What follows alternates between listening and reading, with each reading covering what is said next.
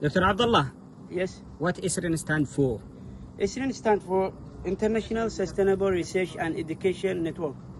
We established ISRIN in Malaysia to support the education in Yemen and all Arab countries, also to calibrate the Arab countries and the universities in Arab countries with the universities in each country or all the world countries. Why ISRIN is important for Yemen? For Yemen, as you know, after the conflict happened in Yemen, many universities and many schools are closed, and also the conflict affected all the people in Yemen. As you know, for your information, 20% of children in Yemen couldn't enroll to the school, and also 40% of the students who are already enrolled in the school, they leave the school and they couldn't graduate from high school. And also we have, before the conflict, 30% of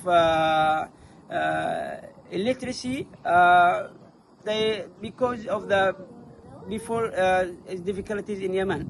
So if we calculate all this, we have a 90% of illiteracy in Yemen.